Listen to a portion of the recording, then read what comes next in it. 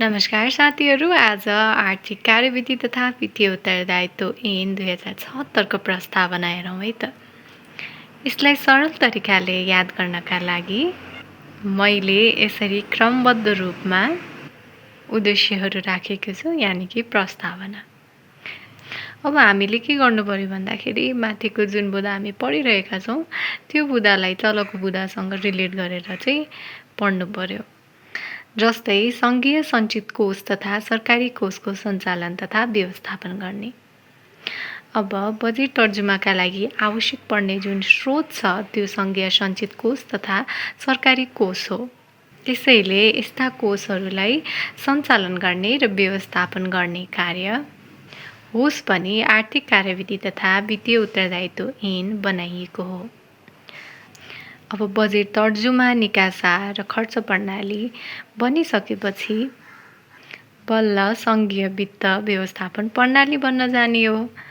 किनभने जुन छुट्याएको बजेट छ त्यही बजेटले गर्दा नै वित्त प्रणाली बन्ने हो। अब यस सङ्घीय वित्त व्यवस्थापन प्रणालीलाई जिम्मेवार, पारदर्शी, नतिजामूलक तथा उत्तरदायी बनाउने उद्देश्य आर्थिक कार्यविधि तथा वित्तीय उत्तरदायित्व ऐनले लिएको हुन्छ।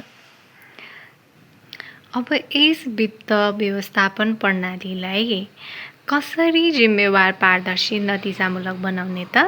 आन्तरिक नियन्त्रण, लेखा परीक्षण तथा अन्य गतिविधिहरू गरिन्छन्।